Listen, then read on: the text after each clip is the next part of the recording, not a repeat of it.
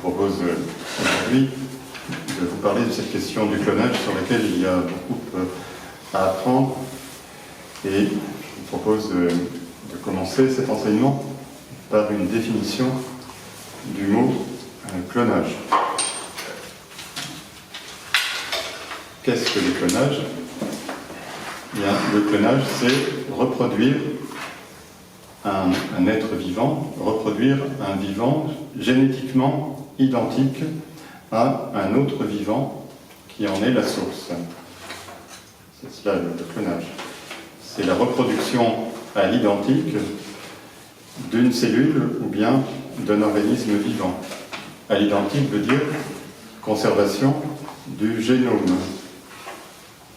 Le génome, c'est l'ensemble des informations génétiques d'un individu qui se trouve dans le noyau de chaque cellule de l'organisme vivant.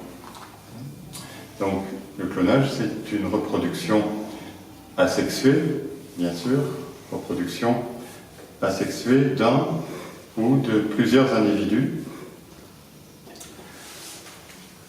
avec la même identité génétique fondamentale.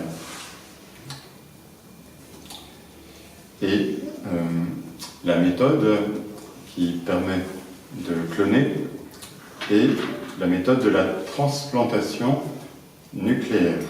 Nous allons bien sûr en parler. Donc c'est cette technique qui est utilisée pour tous les clonages des êtres vivants. Je parle ici, bien sûr, ce soir, nous ne parlons que des mammifères et de l'homme, bien sûr, parce que le clonage existe d'une manière naturelle dans les espèces végétales et il existe aussi chez l'homme dans le cas particulier des vrais jumeaux. Les vrais jumeaux, ce sont des clones naturels, c'est-à-dire qu'ils ont le même ADN, ils sont génétiquement identiques. C'est un cas particulier, bien sûr, qui n'entre pas dans la question que nous traitons aujourd'hui. Alors, commençons par cette histoire passionnante, d'autant plus que c'est une histoire récente, des 20 dernières années, en gros, l'histoire récente du clonage. Et en premier, l'histoire commence par celle dont vous avez certainement tous entendu parler à l'époque. C'était un événement considérable et à juste titre. La brebis Dolly.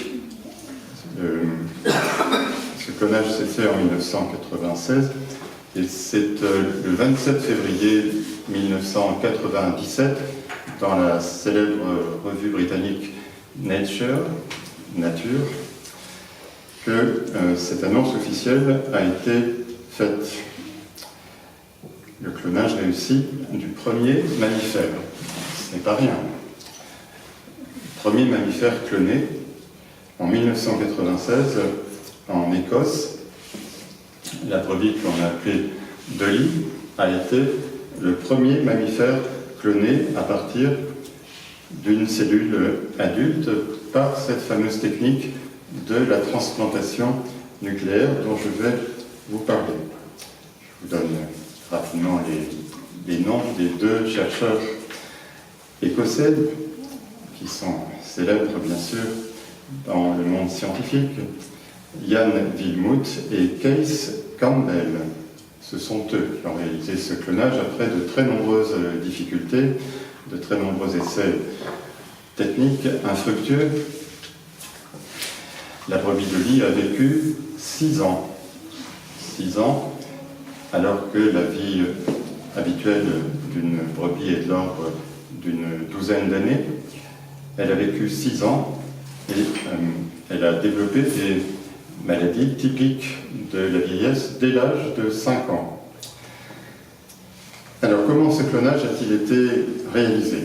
Eh bien, par cette fameuse méthode de la transplantation nucléaire. C'est ce même procédé qui va être employé dans tous les clonages de mammifères et également dans le clonage des embryons humains.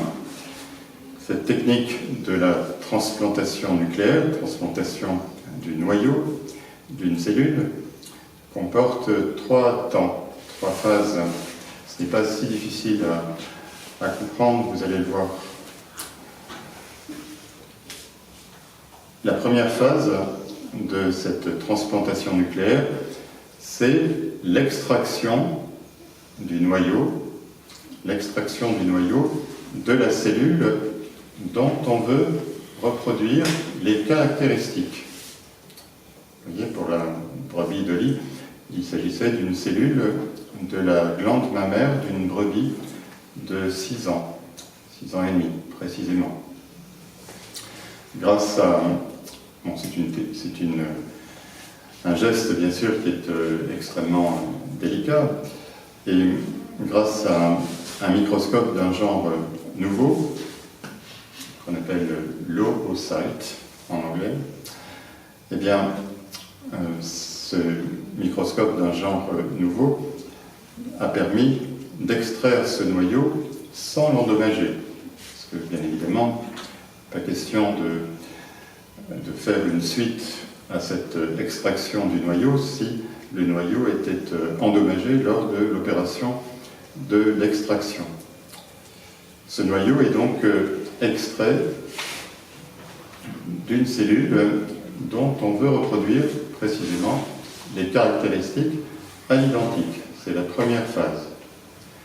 Ensuite, deuxième phase, ce noyau est transféré dans l'ovule d'une autre brebis, un ovule préalablement, lui, énucléé. On enlève donc le noyau de l'ovule, ici dans ce cas, d'une autre brebis, et le noyau prélevé à la phase 1 est intégré dans l'ovule préalablement énucléé d'une autre brebis. Donc on crée alors un embryon artificiel. Et il s'agit bien d'un embryon. Vous allez voir que certains disent, précisément pour essayer de passer au-dessus des problèmes moraux, disent qu'il ne s'agit pas d'un embryon puisqu'il n'y a pas eu de fécondation. Voilà, on y reviendra. En réalité, il s'agit bien d'un embryon artificiel et il s'agit d'un embryon puisque nous avons là, alors, à ce stade, une cellule avec l'ensemble du matériel génétique d'un être constitué. Il s'agit bien d'un embryon, on ne peut pas l'appeler autrement, même s'il n'y a pas eu fécondation. La deuxième phase. Et puis enfin, troisième phase, transfert de cet embryon artificiel dans un utérus. Et puis, la grossesse alors donc, est menée jusqu'à son terme.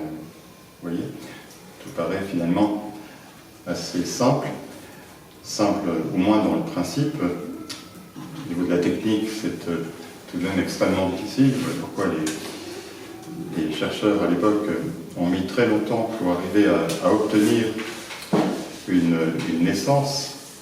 Il y avait bien eu plusieurs essais, mais beaucoup d'avortements spontanés, enfin, vraiment beaucoup de difficultés. Et on verra que c'est ce même procédé qui permet de constituer aussi par clonage des embryons humains. Donc, je vous rappelle rapidement le schéma de cette technique qu'on appelle la technique de transplantation nucléaire. Et donc, on enlève un noyau. Le noyau, donc, c'est ce qui contient le génome, l'ADN, les informations génétiques caractéristiques de l'individu.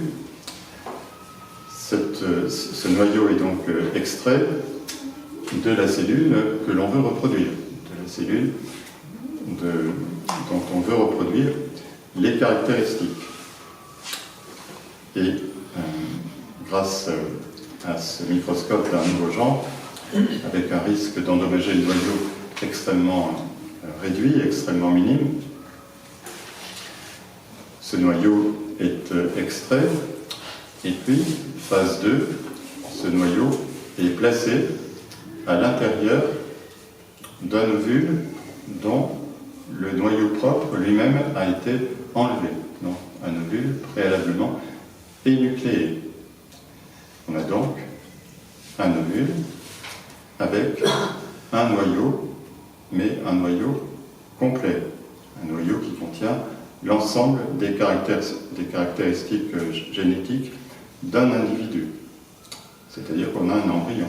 C'est ça la définition d'un embryon. C'est un embryon parce qu'on obtient à cet instant une cellule avec un noyau qui contient l'ensemble du matériel génétique d'un être vivant constitué. Et enfin, dernière étape, donc cet embryon artificiel est implanté dans un utérus jusqu'à la naissance.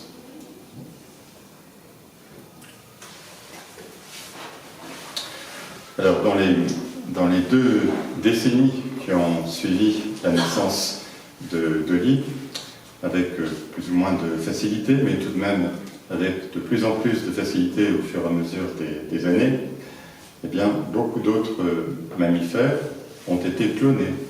À ce jour, 22 espèces ont pu être clonées, dont des chiens, des chats, des chevaux, des porcs, donc, ont pu être conçus ainsi par clonage. Si bien que, dans les années 2000, enfin 2005-2006, je sais que la première entreprise qui s'est lancée sur ce marché, c'était une entreprise sud-coréenne qui s'appelait donc Soopam, S-O-O-A-M, et qui propose aux riches, il faut être très riche quand même, aux riches propriétaires d'animaux de compagnie, eh bien, la reproduction à l'identique de leur animal préféré à sa mort, de manière à ce que eh bien, les propriétaires de l'animal de compagnie décédé puissent retrouver, miracle de la science, le même animal cloné. Non, évidemment, ce sont des choses qui coûtent cher, donc aux alentours de 100 000 $ à peu près. Ensuite, d'autres entreprises s'y sont mises, américaines, anglaises, etc. Donc les prix ont sans doute un peu baissé à cause de la concurrence, mais enfin c'est quand même toujours cher, de l'ordre de plusieurs dizaines de milliers de dollars, quand même. Donc on restait ici donc, au niveau des mammifères, mais l'espèce humaine semblait jusqu'à ces toutes dernières années à l'abri non pas pour des raisons éthiques, malheureusement, mais pour des raisons surtout techniques. En tout cas pour des raisons moins éthiques que techniques. Et toutes les fois que les généticiens avaient tenté d'effectuer un tel transfert sur l'homme, ils avaient échoué. Leur but, toutefois, il faut tout de même le dire, leur but n'était pas de donner naissance à des sortes de lits humains, ce qui, on va le voir lorsqu'on abordera la législation internationale, ce qui avait été interdit partout et très rapidement dans le monde après la naissance de la brebis de Lee, qui a quand même été un événement considérable, qui a remué toutes les capitales du monde. Mais il s'agit plutôt pour ces scientifiques, non pas donc d'obtenir des nouveau-nés humains, mais d'obtenir des embryons humains, bien sûr, qu'on laisserait se développer quelques jours in vitro pour en faire des réservoirs à cellules souches. Vous vous rappelez, quand on a parlé de cette question importante des cellules souches. C'est ce qu'on appelle ici un clonage thérapeutique. Donc, à bien distinguer d'un clonage reproductif. Vous voyez ? Donc, le clonage, ça ne veut pas dire que moralement c'est licite, nous allons en revenir, mais il faut faire néanmoins une distinction nécessaire. Le clonage thérapeutique, donc, c'est de cloner des embryons humains pour en tirer essentiellement des cellules souches. Le clonage reproductif, c'est évidemment tout à fait autre chose. Donc, il s'agit donc de faire naître des êtres humains clonés. Oui. On peut aussi utiliser le clonage reproductif pour parler de la naissance de mammifères clonés. Donc le même mot s'emploie. Alors, nous avons vu donc la brebis de Lee, 1996. Ensuite, donc, une vingtaine d'années se passent avec un clonage réalisé avec de moins en moins de difficultés techniques d'autres espèces de mammifères. Et puis arrive donc ce grand tournant de mai 2013 avec l'annonce du premier clonage humain.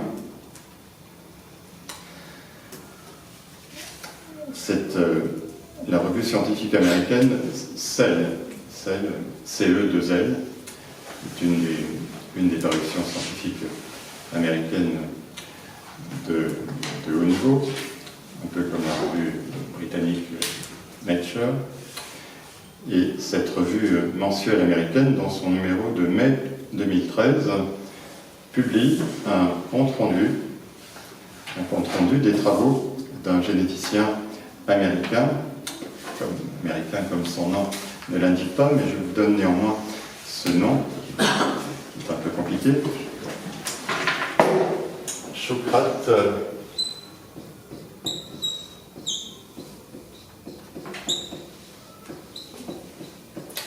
Mitalipov.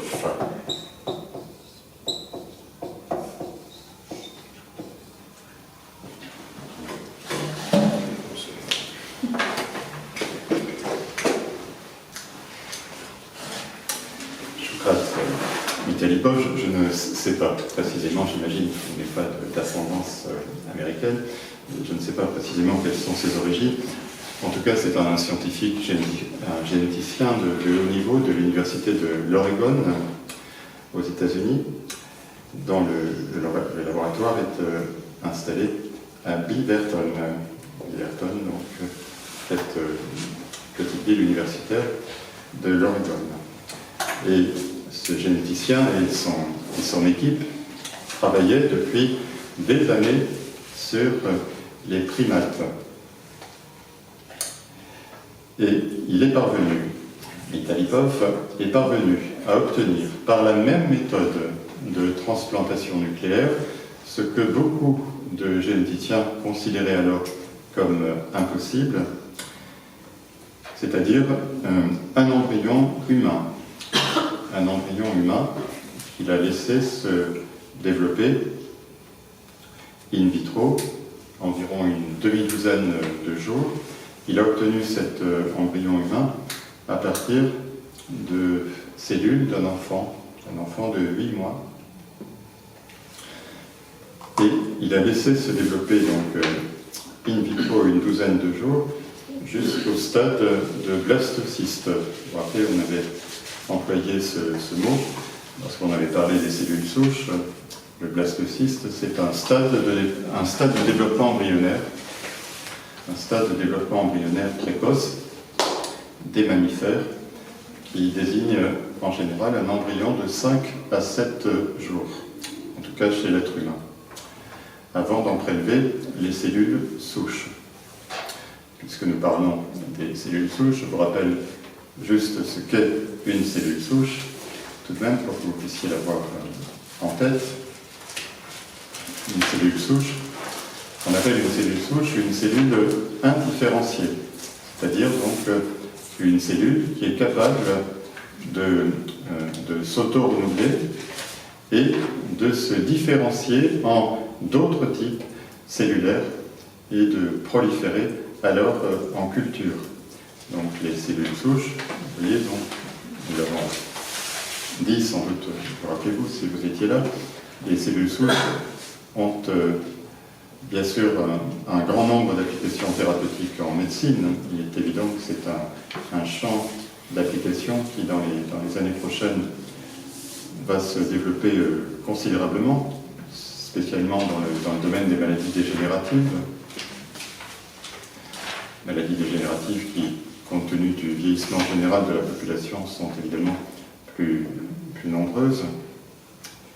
Et ces cellules souches, avions-nous dit, sont soit issues d'un embryon humain, soit aussi, et c'est important à connaître, on avait insisté là-dessus, soit aussi donc de certains tissus adultes. Vous voyez ? Et donc, il y aurait alors un autre moyen d'obtenir ces cellules souches, désormais, par transfert nucléaire, par transfert de noyau. On obtient là aussi des cellules souches embryonnaires par ce moyen. Et ce terme de thérapie cellulaire, vous voyez, c'est un terme que vous pourrez lire dans un certain nombre d'articles qui sont de plus en plus nombreux aujourd'hui, un peu partout. La thérapie cellulaire, c'est cela, vous voyez. C'est l'ensemble des thérapeutiques médicales qui se développent à partir de l'utilisation de cellules souches, qu'elles soient d'origine embryonnaire ou d'origine adulte. Leur application, donc, sont nombreuses, essentiellement pour régénérer un certain nombre de tissus.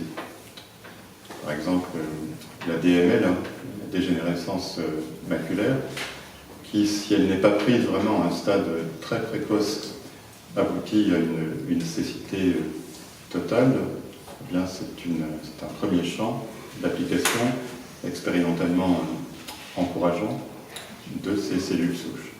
Je ne parle pas ici, bien sûr, des problèmes neuraux. Nous allons y revenir.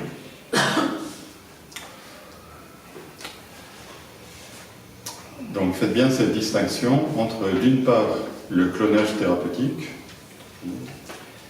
c'est-à-dire donc réaliser un clonage humain pour obtenir des cellules souches que l'on va utiliser pour produire des tissus en voie de dégénérescence, et puis ensuite le clonage que l'on appelle le clonage reproductif. Le clonage reproductif, c'est pas du tout la même perspective. Le clonage reproductif, c'est donc faire naître un enfant cloné. L'embryon artificiel obtenu étant implanté alors, vous l'imaginez, dans l'utérus d'une femme porteuse. Manipulation qui, à notre connaissance, et Dieu merci, n'a encore jamais été réalisée chez l'homme. Et qui vise bien sûr à obtenir un organisme complet cloné.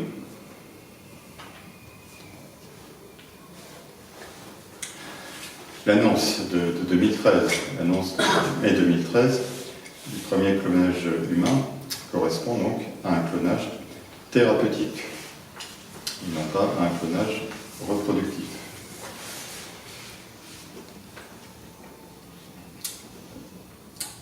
Et donc, aujourd'hui, personne ne sait, évidemment, avec certitude, ce que seraient devenus ces embryons humains si on les avait, embryons humains obtenus par le clonage thérapeutique, si on les avait, dans le but d'un clonage reproductif alors, si on les avait implantés dans l'utérus d'une mère porteuse. Donc j'utilise cette expression qui est vraiment très vilaine. Néanmoins, c'est l'expression qui est utilisée partout. Voilà pourquoi je l'utilise aussi, même si elle n'est vraiment pas belle. Que seraient devenus ces fœtus? Très difficile à dire. Probablement, sans doute, des fœtus au développement anormal.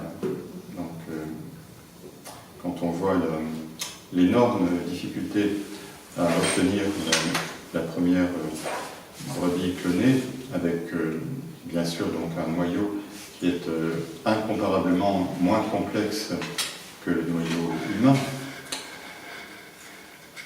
très probablement ces fœtus implantés auraient eu un développement anormal, soit condamnés alors à disparaître dans une fausse couche, ou bien donc naissant, mais alors porteur de graves anomalies physiques ou bien psychologiques.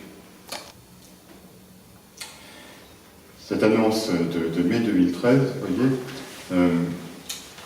assez étonnamment, est passée relativement inaperçue. Pourquoi? Sans doute pour plusieurs raisons.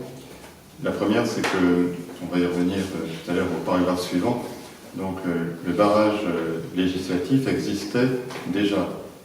On va y venir à la suite de la naissance de Dely. Et l'arsenal législatif pour empêcher la naissance d'un être humain cloné, donc un clonage reproductif. Donc cet arsenal législatif s'est développé partout, avec quelques différences néanmoins selon les pays, j'y viendrai, mais le barrage légal était quand même donc installé déjà depuis longtemps.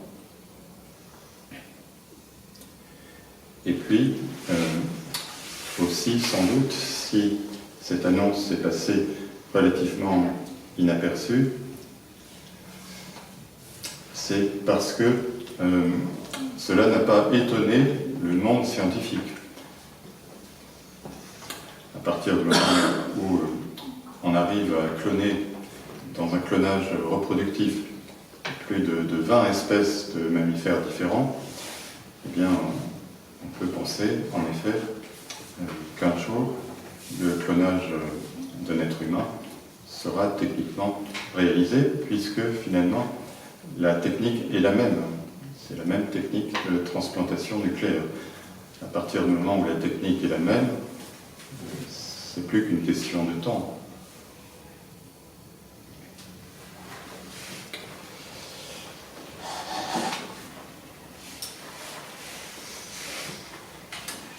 Toutefois, la communauté scientifique, au moins celle des généticiens, n'a pas semblé montrer un grand intérêt pour les travaux de Vitaly Popov et ses collaborateurs. Et il y a eu, à la suite de cette communication de mai 2013, il y a eu, en réponse à cette publication, il y a eu un communiqué aux agences de presse d'un certain nombre de scientifiques de haut niveau. Je vais en citer 2 ou 3 parce qu'ils ont un intérêt, je pense, important. Le premier, c'est Alain Fischer. Peut-être en avez-vous entendu parler. Il est professeur au Collège de France et il est membre fondateur d'IMAGE. IMAGE, I-M-A-G-E, c'est l'Institut des maladies génétiques, IMAGE. Et son intervention était très brève et il indiquait qu'il considérait les travaux de Vitaly Popov comme parfaitement inutiles.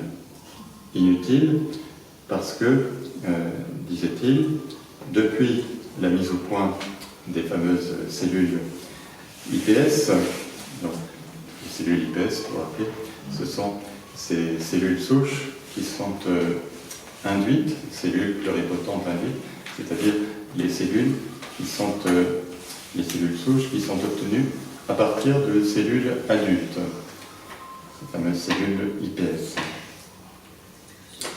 Eh bien, donc, ces fameuses cellules IPS permettaient donc, bien sûr, d'obtenir des cellules souches, et il indiquait que ces cellules IPS avaient révolutionné la thérapie cellulaire, qui était jusqu'à présent cantonnée aux cellules souches embryonnaires seulement. Vous rappelez, c'est important pour essayer d'y voir clair dans cette histoire, de se rappeler de ce que nous disions sur les cellules souches.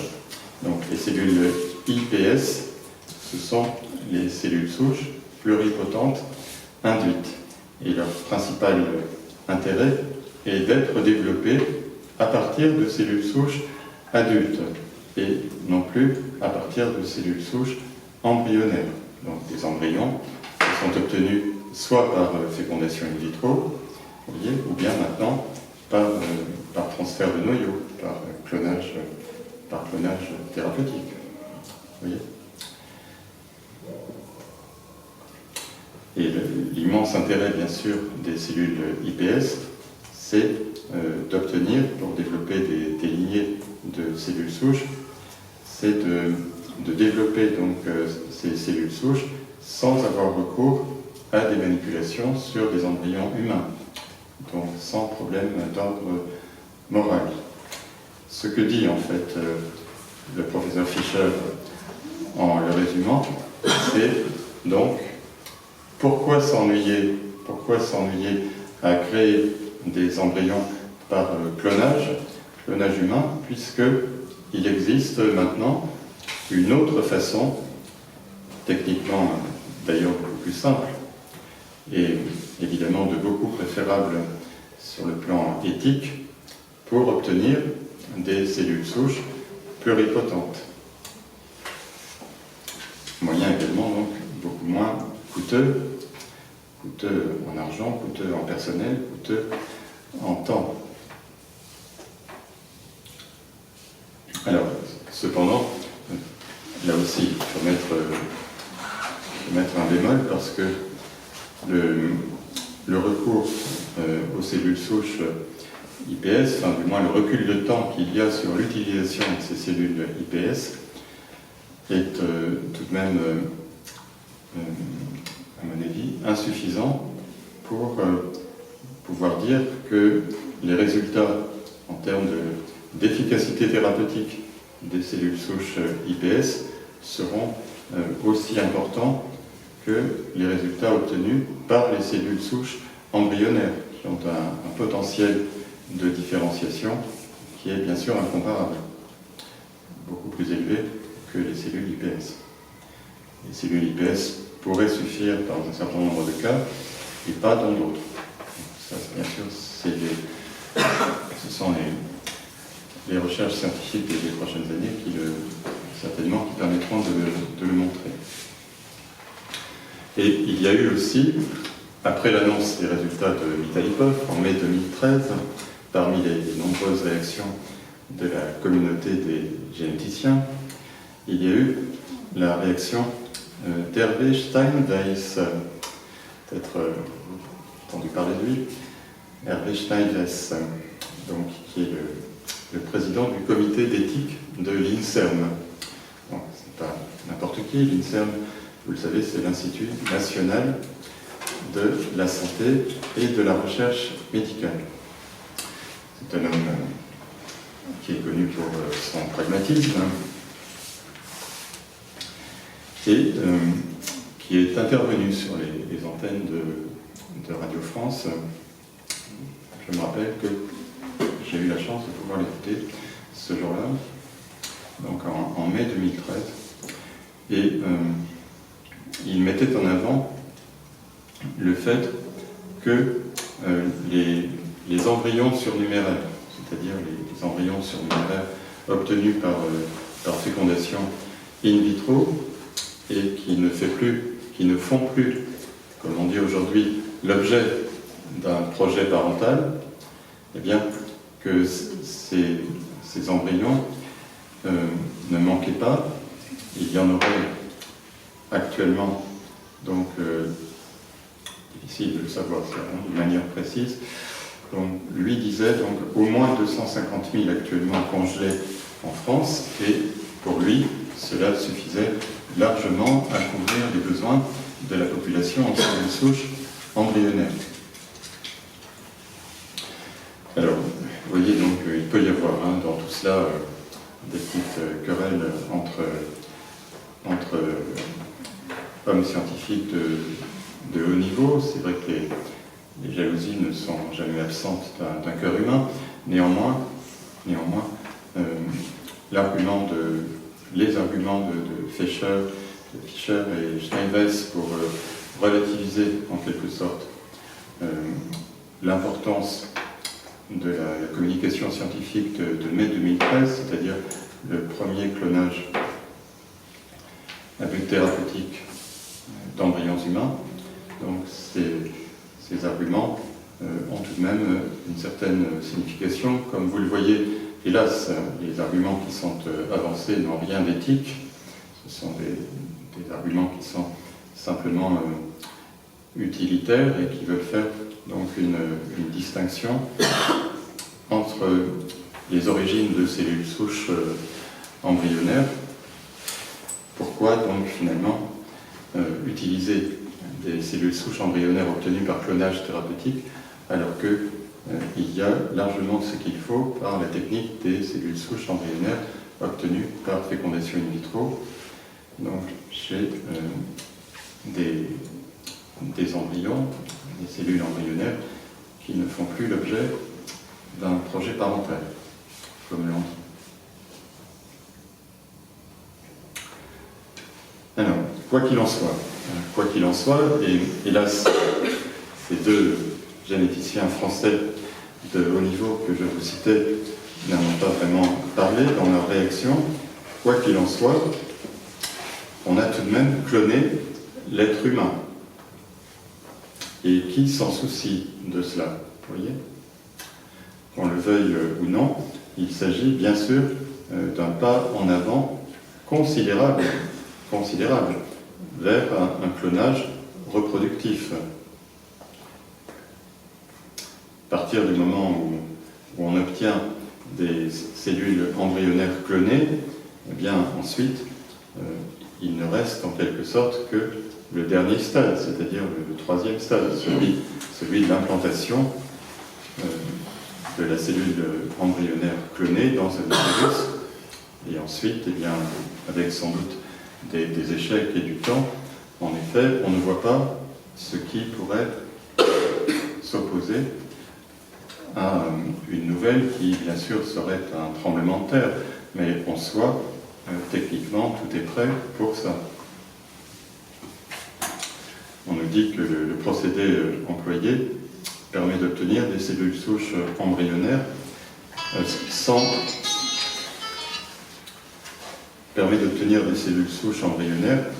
détruire les embryons obtenus par fécondation, en évitant ainsi donc les problèmes éthiques corrélatifs qu'on avait soulignés dans la question de la fécondation in vitro. Mais en réalité, enfin, quand même, il suffit de réfléchir un peu, comme si le fait d'utiliser des cellules obtenues par clonage humain posait moins de questions éthiques. Enfin, quand même, de quoi parle-t-on là ? On parle quand même de ça. Quant à l'autre argument dont je vous parlais tout à l'heure, l'argument qui prétend que, puisqu'il n'y avait pas eu de fécondation, il ne s'agissait pas d'embryons et qu'on ne pouvait pas les appeler des embryons.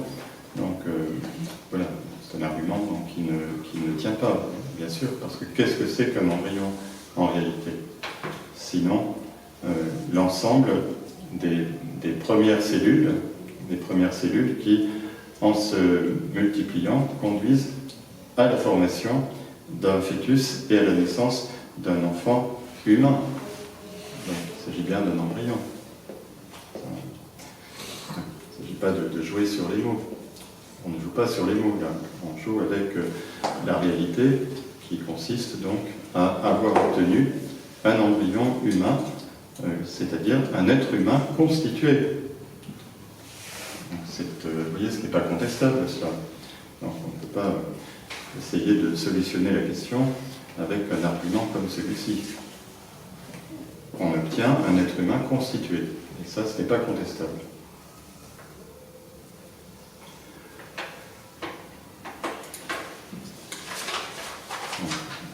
Sans doute, toutes les ressources du langage sont utilisées pour dissimuler certains des aspects de ce qui a été pratiqué.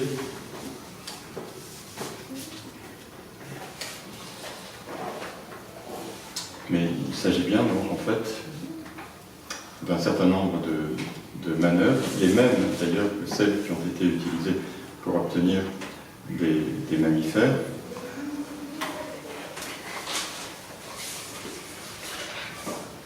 Et le fait qu'il s'agisse bien d'êtres humains constitués, que l'on doit appeler des embryons humains, ce fait-là n'est pas contestable. Et d'ailleurs, n'a pas été contesté par les chercheurs les plus sérieux, notamment les deux dont je vous ai parlé, qui sont tout de même parmi les généticiens les plus hauts que nous avons en France. Aucun des deux n'a contesté cette réalité.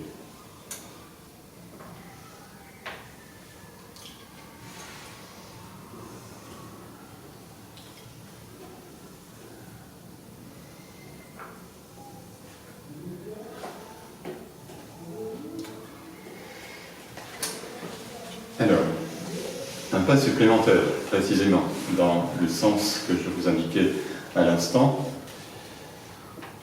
Le troisième point, en janvier 2018. On pourrait dire en janvier 2018, un pas de plus. Cette fois-ci, donc, la nouvelle a été celle de la naissance de deux primates clonés. Donc, deux singes, des singes macaques. Donc, c'est encore la revue scientifique américaine Cell, la même que tout à l'heure, dans son numéro de janvier 2018, qui nous apprend la naissance, cette fois-ci, de deux primates génétiquement identiques en Chine, grâce aux travaux des chercheurs d'un institut qui est maintenant assez connu, l'Institut de neurosciences de Shanghai. Et la nouvelle, donc, c'est celle de deux singes macaques, deux singes clonés, qui ont été prénommés, pour la petite histoire, Zhong Zhong et Hua Hua. Donc, sans doute pour indiquer qu'ils étaient bien clonés, donc ils ont deux fois le même nom, Zhong Zhong et Hua Hua. D'ailleurs, si vous voulez, allez vite sur Internet, vous tapez janvier 2008, deux singes macaques clonés, et vous allez voir les photos donc, de ces animaux. La technique utilisée, sans surprise, est la même fondamentalement que pour la brebis de lit, c'est-à-dire le transfert nucléaire à partir, cette fois-ci, de cellules fétales de macaques. Et comme vous le savez, bien sûr, les macaques sont donc les primates qui sont les plus proches de l'homme au niveau de la complexité génétique, au niveau de la complexité du noyau, du génome.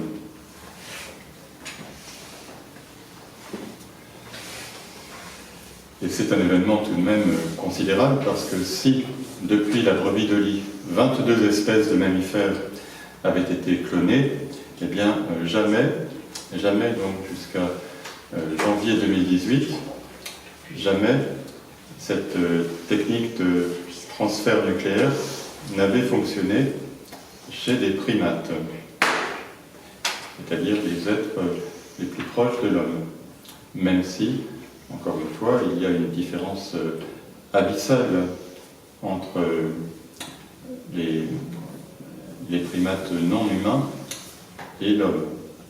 Néanmoins, les macaques sont les primates les moins éloignés de l'homme au niveau de la complexité génétique de leur structure cellulaire.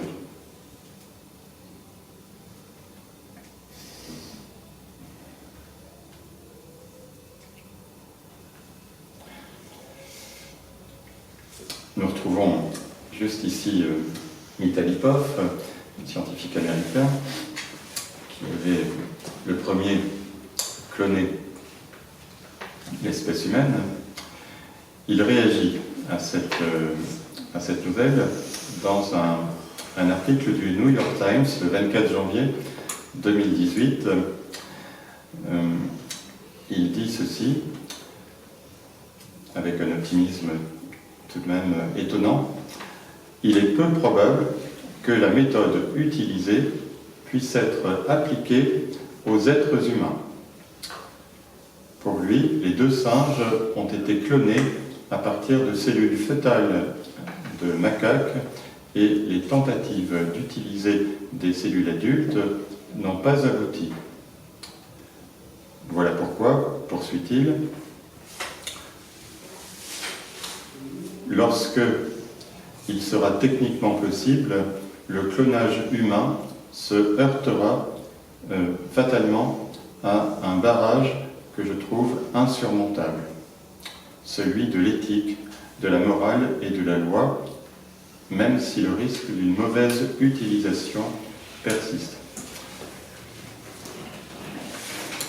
Donc, c'est un texte donc, qui est un peu fragmentaire, mais néanmoins, donc, ce qui est intéressant, c'est qu'à la fois il reconnaît la difficulté liée à la spécificité humaine, difficulté de la dernière étape, l'étape 3e, qui consiste à implanter donc, dans un utérus humain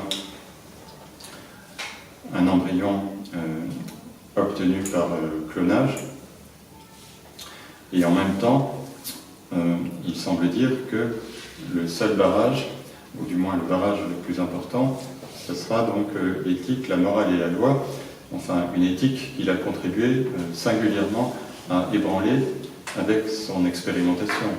C'est quand même lui qui est à l'origine, enfin, au moins officiellement, qui est à l'origine de la première expérimentation humaine d'un clonage chez l'être humain.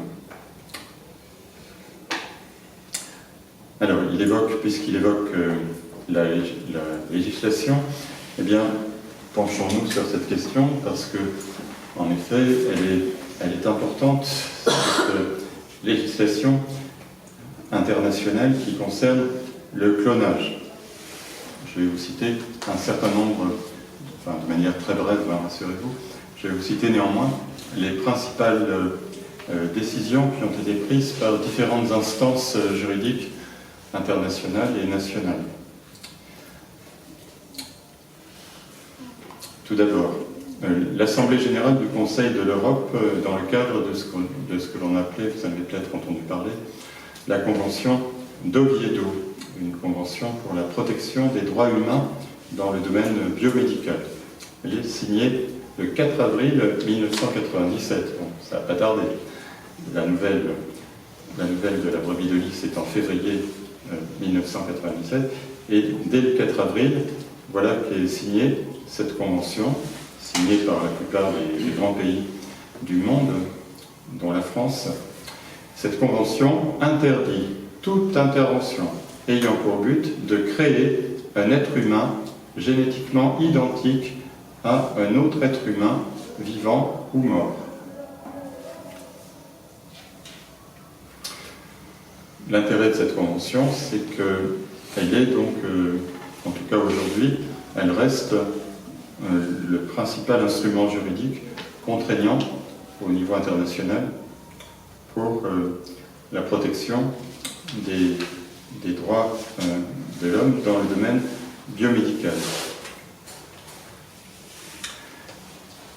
Un peu plus tard, en décembre 2000, la Charte des droits fondamentaux de l'Union européenne interdit le clonage reproductif des êtres humains. Le clonage reproductif, donc pas le clonage thérapeutique.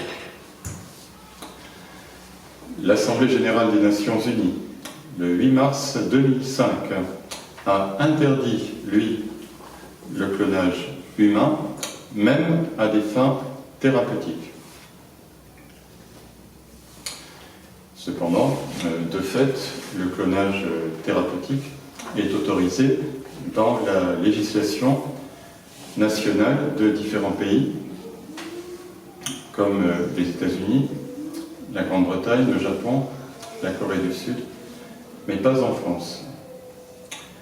La législation française fait partie aujourd'hui des plus sévères, puisque l'article 16.4 du Code civil proscrit tout clonage à but eugénique, reproductif ou thérapeutique et punit ces pratiques de peines extrêmement lourdes, de peines allant jusqu'à 30 ans de réclusion criminelle.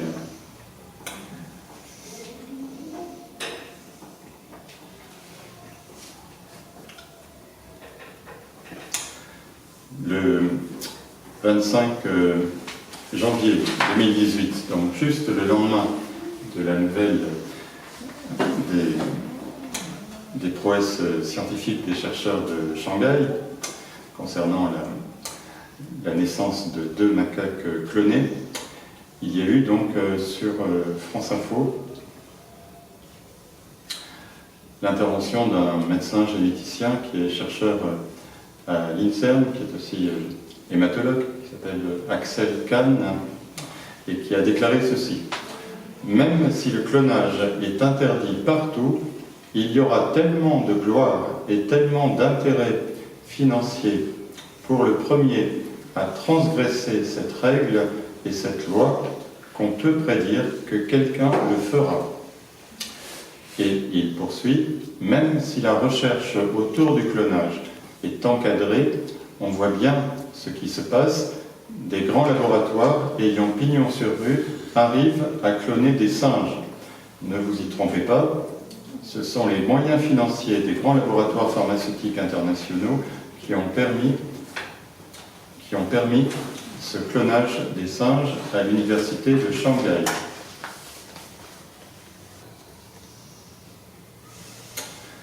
Il rajoute ceci, à partir du moment où la recette est publiée pour cloner des primates macaques, la recette pour cloner des primates humains, soyez-en sûrs, ne doit pas être bien différente. Et la raison pour laquelle il y a un tel retentissement, poursuit-il, un tel retentissement à cette publication, c'est parce que, dit-il, on s'approche peu à peu de l'interdit absolu. C'est un primate comme nous, et donc c'est bientôt nous. Voilà donc son avis, s'agissant de quelqu'un qui, voilà, tout de même pas n'importe qui non plus, dans le domaine génétique et dans le domaine de la recherche fondamentale médicale française. Alors, il est clair qu'actuellement, bien sûr, pour avoir un enfant, la seule manière est d'avoir 50% du patrimoine génétique du père et 50% du patrimoine génétique de la mère. Eh bien, il est tout à fait possible, on peut en tout cas l'anticiper, puisque techniquement, il n'y a rien qui semble s'y opposer, sinon un peu de temps. Il est possible tout de même qu'à l'avenir, les parents aient le choix, finalement. Soit continuer 50-50, comme dans le bon vieux temps, soit donc soit un enfant avec 100% de gènes de son père, soit un enfant avec 100% de gènes de sa mère. Pourquoi pas? Obtenir donc un enfant qui est à la fois donc l'enfant et la sœur. Par exemple, si c'est une petite fille, eh bien, elle sera à la fois donc la fille et la sœur de sa mère. Par exemple. On peut tout imaginer, donc c'est facile ensuite. Alors, quelques mots pour terminer sur la doctrine catholique. Alors, je ne ferai que vous citer les 2 textes fondamentaux qu'on a vus ici plusieurs fois ces derniers mois, les 2 textes fondamentaux du magistère sur la question de la procréation artificielle, qui sont évidemment toujours d'actualité, sur la question du clonage. Donc il s'agit de l'encyclique Evangelium Vitae de Jean-Paul II, 1994, et il s'agit aussi de l'instruction Donum Vitae de la Congrégation pour la doctrine de la foi en 1987. Sur la question spécifique du clonage humain, il y a un texte fondamental très intéressant qui est celui de l'Académie pontificale pour la vie, qui a été publié dans le numéro de l'Osservatore Romano du 30 septembre 2003. Donc, le texte réaffirme l'opposition ferme de l'Église à toute forme de clonage. Donc, ce texte affirme que le problème principal du clonage, je cite le passage, le problème principal du clonage est dû à la fracture qu'il introduit dans le lien qui unit la reproduction sexuée à la généalogie de la personne. Le clonage thérapeutique, dit le texte, le clonage thérapeutique est déjà un mal en lui-même, car le fait de produire un embryon dans le but de le détruire ensuite le rend illégitime. Le clonage reproductif, le texte dit ceci, s'il ne présente pas le même caractère d'instrumentalisation de l'embryon, c'est-à-dire qu'il n'a pas pour objet la destruction intentionnelle de l'être humain, il est cependant lui aussi illégitime, même si l'intention est bonne, c'est-à-dire le fait de désirer un enfant. L'Académie pontificale pour la vie rappelle juste après que la nature du bien d'un désir, c'est important, ça c'est un principe constant de théologie morale, la nature du bien d'un désir ne consiste pas dans le désir comme tel, mais dans l'objet du désir et dans sa relation avec la personne qui l'exprime. Un enfant ne peut être ni voulu ni conçu comme le produit d'une intervention de techniques médicales et biologiques. Voilà. Bon, c'est pas une surprise, hein, on retrouve l'essentiel de ce que nous avions vu dans les textes du magistère au sujet de la fécondation in vitro. Le texte de l'Académie pontificale pour la vie rajoute que le clonage humain entre dans le cadre, bien sûr, de l'eugénisme. Donc il est donc exposé en tant que tel à toutes les remarques d'ordre éthique et juridique que l'on avait vues les fois précédentes, qui l'ont bien sûr condamné. Bien sûr, parce qu'il s'agit d'une manipulation radicale de la relation et de la complémentarité entre un homme et une femme, qui sont, par la volonté de Dieu, et seulement eux, à l'origine de la procréation humaine. Et c'est aussi le texte de l'Académie pontificale pour la vie dit aussi que c'est une exploitation radicale de la femme qui est réduite à quelques-unes de ses fonctions purement biologiques, près d'ovule et d'utérus.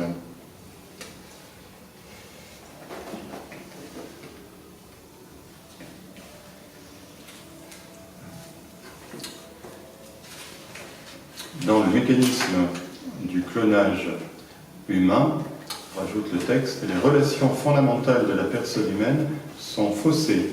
La filiation, la parenté, l'engendrement.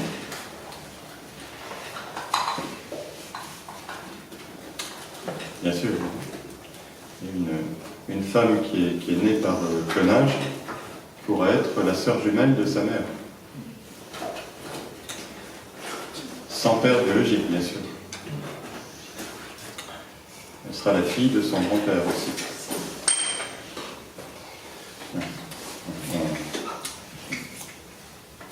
Il faudrait rajouter beaucoup de choses sur les troubles psychologiques, évidemment, certainement graves, qui peuvent être la conséquence de ce type de situation. C'est évident que le clonage, un clonage à but reproductif, brise de façon radicale les liens de parenté, c'est une évidence. Non, je termine par un autre texte important que je ne peux pas ne pas citer, qui est celui de la Congrégation pour la doctrine de la foi, du 8 décembre 2008. Donc, ce texte dont je vous ai déjà parlé, qui s'appelle Dignitas Personae. Dignitas Personae, sur certaines questions de bioéthique. Ce qui est intéressant, c'est qu'il parle spécifiquement du clonage. Ce texte est un texte en réalité de Benoît XVI. Benoît XVI, parce qu'il était Benoît XVI, donc il n'était plus officiellement le supérieur de la Congrégation pour la doctrine de la foi. En tant que cardinal Ratzinger, il l'a été jusqu'à son élection pontificale. Ensuite, il ne l'était plus, mais néanmoins, ce texte est de lui. Et on retrouve d'ailleurs sa manière d'écrire, avec toujours le souci de remonter au principe. Et il évoque ici deux principes fondamentaux. Donc, je vous lis, ce n'est pas long. L'être humain doit être respecté et traité comme une personne dès sa conception. Et donc, dès ce moment, on doit lui reconnaître les droits de la personne, parmi lesquels, en premier lieu, le droit inviolable de tout être humain innocent à la vie. Le mariage et la famille constituent le cadre authentique où la vie humaine trouve son origine. En son sein, la vie provient d'un acte qui exprime l'amour réciproque entre l'homme et la femme. Une procréation réellement responsable vis-à-vis de l'enfant qui va naître doit être le fruit du mariage. Ensuite, sur la question particulière du clonage. Le clonage est intrinsèquement illicite dans la mesure où il entend donner origine à un nouvel être humain sans aucun lien avec l'acte de don réciproque entre deux époux et, plus radicalement, sans aucun lien avec la sexualité. Cette situation suscite des abus et des manipulations qui portent gravement atteinte à la dignité humaine. Sur la question concernant le seul clonage thérapeutique, le texte rajoute ceci: créer des embryons dans le but de les supprimer est totalement incompatible avec la dignité humaine, car cela fait de l'être humain, même à son stade embryonnaire, rien de plus qu'un moyen à utiliser et à détruire. Il est gravement immoral de sacrifier une vie humaine dans un but thérapeutique. Donc, ceci s'adresse surtout à la question de la thérapie cellulaire par les cellules souches embryonnaires ici. Ensuite, concernant le clonage reproductif, dernière phrase, et puis je vous libère. Le fait qu'une personne s'arroge le droit de déterminer arbitrairement les caractéristiques génétiques d'une autre est une grave offense à sa dignité et à l'égalité fondamentale entre les hommes. Bon, je pense que sur les condamnations du magistère, les choses sont claires. Voilà ce que l'on peut dire sur cette actualité qui finalement évolue. J'aurais pu vous parler, mais je ne l'ai pas fait parce que ça n'ajoutait finalement pas grand-chose sur le fond. La même université de Shanghai, avec donc des financements possibles dont on ne connaîtra sans doute jamais l'origine, dans une revue américaine qui s'appelle donc National Science Review, janvier 2019. J'ai pu me procurer l'article de page 100 et 108. Donc une équipe toujours la même équipe de l'Institut de neurosciences de l'Académie de sciences de Shanghai, donc 24 janvier 2019, donc c'est quelques mois à peine. Donc cette équipe, la même, a annoncé avoir cloné cette fois-ci 5 singes macaques, alors, copie conforme d'un spécimen unique, mais il y a en plus ici quelque chose, un spécimen ici unique dont les gènes avaient été modifiés pour les rendre malades. C'est-à-dire, donc, l'équipe avait donc réussi à constituer un gène, c'est-à-dire, scientifiquement tout de même c'est très fort, c'est complètement désordonné, mais scientifiquement c'est tout de même incroyable d'arriver à obtenir donc un gène qui code, vous voyez, pour un certain nombre d'états mentaux pathologiques, donc notamment donc des gènes qui seraient en cause dans des processus dépressifs et également dans des comportements liés à la schizophrénie. Vous voyez, donc sur le plan de la recherche scientifique pure, c'est sans doute très intéressant, mais ils ont, donc, à partir d'un macaque, ils ont réussi à introduire dans une des cellules de ce macaque ce fameux gène qui code pour ces différentes maladies mentales, et ils sont arrivés ensuite, à partir de cette cellule dont le noyau avait été donc colonisé par ce gène nouveau, et bien, à partir de cette cellule, avec toujours la même technique d'extraction nucléaire, ce noyau modifié a été ensuite donc implanté, toujours pareil, dans des ovules nucléés, et puis ensuite, même technique, et ils ont réussi à obtenir 5 macaques, donc, qui sont tous porteurs de cette maladie, et pour eux, eh bien, cette technique va permettre, très certainement, par les informations qu'elle permettra, de servir à la recherche sur les maladies psychologiques humaines, notamment donc, en essayant un certain nombre de médicaments sur 5 macaques d'expérience qui ont tous le même profil anormal sur le plan psychologique, et sur lesquels on peut imaginer donc pouvoir essayer donc différentes thérapies. Enfin, bien,